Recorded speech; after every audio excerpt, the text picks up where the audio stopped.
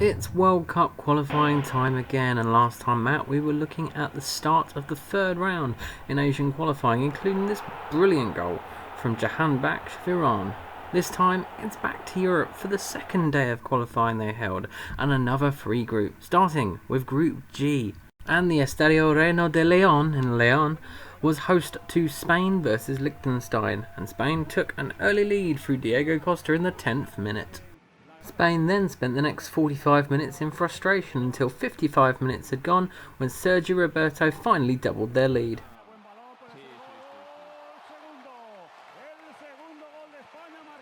From then on it seemed like the floodgates has opened as David Silva made it 3-0 on 59 minutes.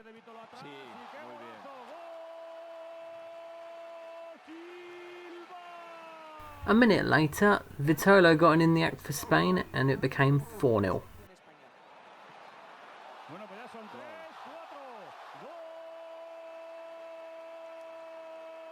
On 66 minutes, Diego Costa bagged his second goal of the game to make it 5-0. He needed 2 attempts to score it though.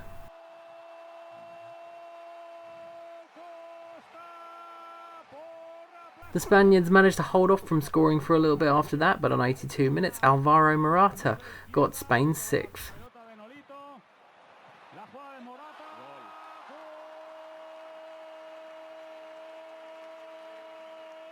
"6-0 soon became 7-0 as, for the second time in the game, Spain managed to score 2 in 2 minutes, Alvaro Morata getting his second.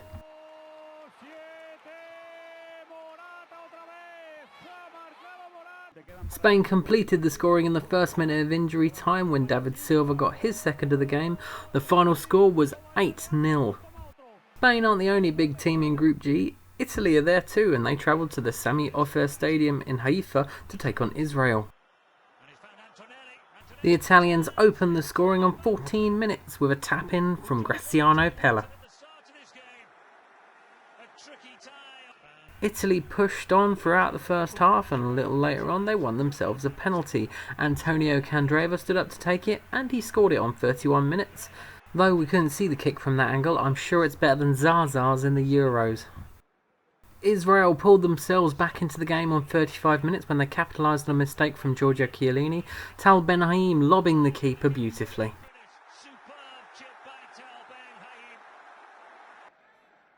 Italy made sure of the win late in the second half, Ciro Immobile scoring on 83 minutes. The final score, Israel 1, Italy 3. Albania were looking to capitalise on their first qualification for a major tournament in the Euros when they took on Macedonia at the Lora Berici Stadium in Shura in Group G's other game. And it didn't take long for the Albanians to take the lead, Sadiku scoring on 9 minutes.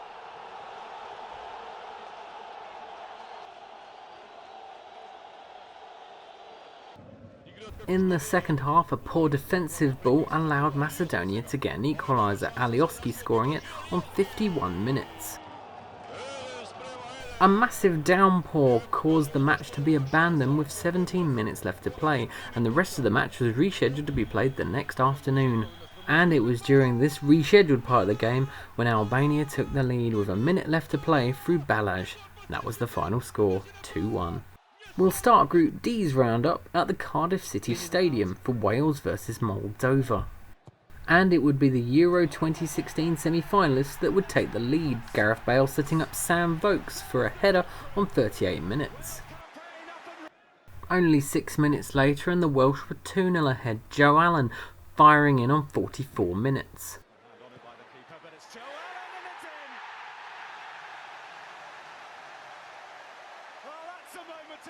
It wouldn't be a Wales win without Gareth Bale getting in on the act, and he did just that on 51 minutes when for some reason Moldova gave him the ball, and he wasn't going to say no.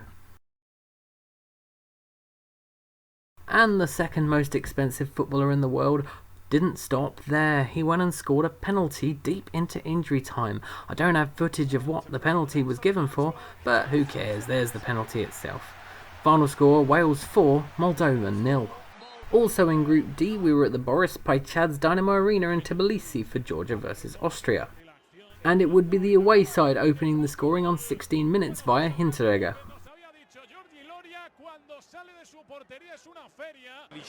Austria then doubled their lead with an almost carbon copy goal, Janko scoring it on 42 minutes.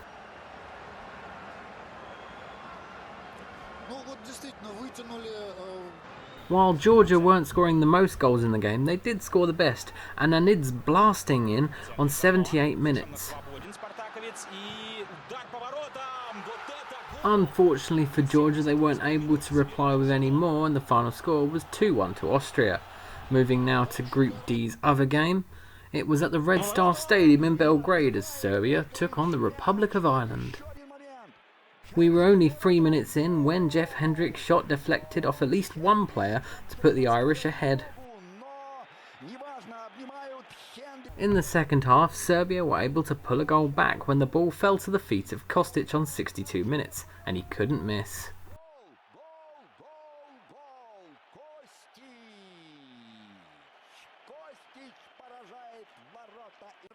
Not too long later and Serbia won themselves a penalty, although looking at it from this angle, there was minimal contact. That didn't stop Dusan Tadic though from scoring it on 69 minutes.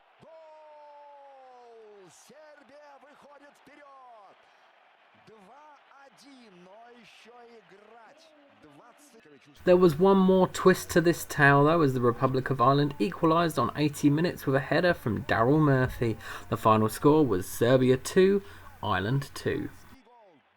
There was history to be made in Group I as Kosovo played their first ever competitive international match, travelling to take on Finland at the Veritas Stadium in Turku. The celebrations were put on hold however on 18 minutes when Arayure gave the hosts the lead. 6 of the Kosovan squad were only given clearance to play by FIFA earlier that day, and after this challenge, one of them was given the chance to score Kosovo's first ever competitive international goal from the penalty spot. Valon Berisha accepted the honour and smashed the ball home on 60 minutes. No other goals were scored, so the final score was Finland 1, Kosovo 1.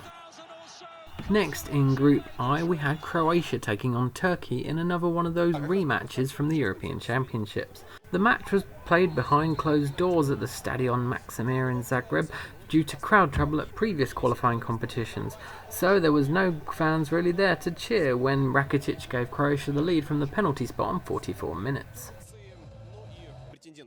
Only a few minutes later in injury time, Turkey equalised as Kalhanoglu scored a lovely free kick. Final score, Croatia 1, Turkey 1.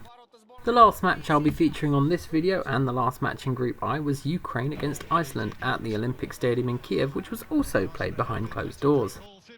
England's Euro conquerors opened the scoring on 5 minutes thanks to a lucky bounce and some good reactions from Finn Bogason. Later in the first half, however, Ukraine would grab themselves a goal back, Yarmolenko jumping on the rebound before controlling and shooting on 41 minutes.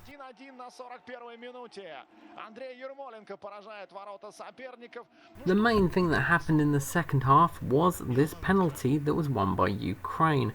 Unfortunately for them though, they missed, and while you can't see it well on the angle, they definitely did miss, the commentator said so.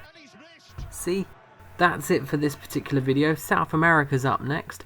Why not like and subscribe? You know you want to.